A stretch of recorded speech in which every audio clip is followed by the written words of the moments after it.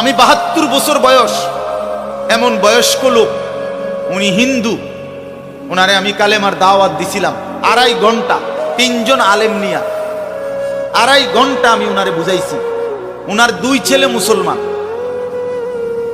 হয়ে গেছে, মুসলমান বড় হয়ে গেছে, ওরা বাচ্চা কাচ্চা নিয়ে সংসার। কিন্তু ওই চাচা 72 বছর বয়স, আমি নিজে অজরে কাঁদছি বেচারার সামনে, ওই চাচার সামনে চোখের পানি ফেলে কাঁদছি।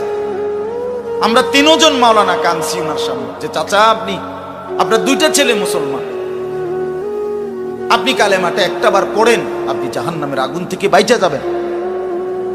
উনি বলতেছেন আমি এটা পড়বো না,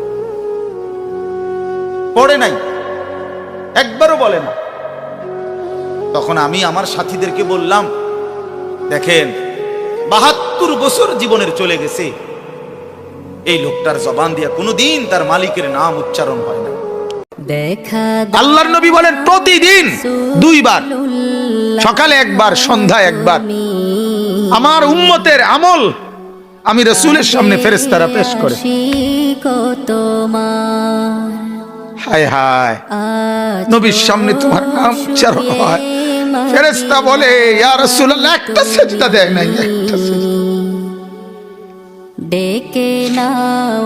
একটা সিজদা দেয় নাই। আল্লাহর নবী তখন বলে হায় আমার উম্মত, আমার 23টা বছরের দিবানিশির এই মেহনতের কোনো কদর করলি না।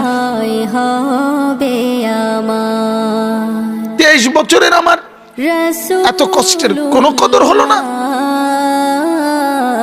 হাসরের ময়দানে নবী, দোস্ত শুনেন, হাসরের ময়দানে আল্লাহর নবী তার পিঠ দেখাবে, নবী তার পিঠ দেখাবে, পিঠ দেখায়া বলবে উম্মত দেখ আমার পিঠ চালনির মতো ছিদ্র ছিদ্র করে ফেলছি।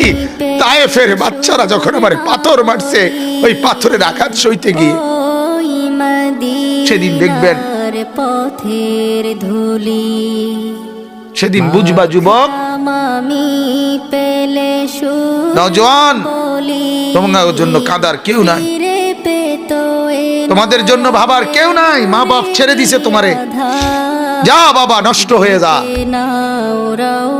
আহা, মোবাইলের হাতে ছেড়ে দিছে তোমারে, নষ্ট বন্ধুদের হাতে ছেড়ে দিছে তোমারে, যা বাবা ফেডের বুক লাগলে ভাত খাইয়ে যাইস, বাকি টাইম নষ্ট হয়ে যায়।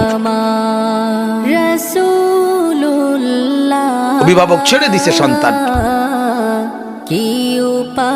দুপুর বেলা বের হইছে রাত 10টা পর্যন্ত, কারো কোনো পেরেশানি নাই, মা বাবার। ছেলেটা কি হচ্ছে, তার সাথে উঠতেছে, বসতেছে, খাইতেছে, চলতেছে, কারো কোনো পেরেশানি। এভাবে জিন্দেগি চলে না বাজার, এভাবে জিন্দেগি চলে না। এজন্য আল্লাহ তাআলা প্রতিদিন ডাকে আমার বান্দা আমি কি অপরাধ করেছি।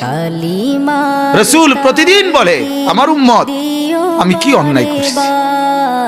আমার তায়েফের রক্তের কোনো দাম নাই, আমার উহুদের দান শহীদ করার কোনো মূল্য নাই।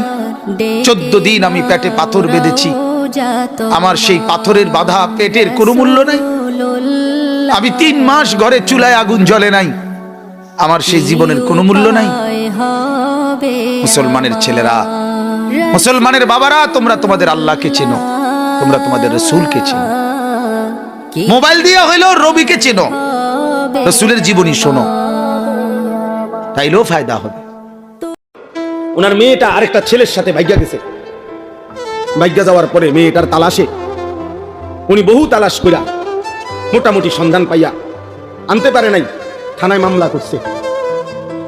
কসম আল্লাহর, উনি নিজে বলছে ওই মেয়েটা মেয়ের বাবার কাছে চিঠি লিখছে, একটা চিঠি পাঠাইছে। চিঠির মধ্যে মেয়ে স্পষ্ট লিখছে আপনারা 2 জন যে কাজটা করেছিলেন অবিকল আমি তো তাই করলাম, এখন আমার বেলায় পুলিশ পাঠালেন কেন, আমার বেলায় থানায় মামলা কেন, আপনারা বাপ মা তো ভাগ্য গিয়ে বিয়ে করছেন, এখন আমার বেলায় থানায় পুলিশ পাঠালেন কেন, মামলা দিলেন কেন। ওই বাবা অঝরে কাঁদছে যে হ্যাঁ আমার সন্তান আমার বেইজ্জতি আমারে শোধ দিয়ে দিল, আমার বাপ আমারে বুঝাই দিল, ফিরাই দিল আমার সন্তান।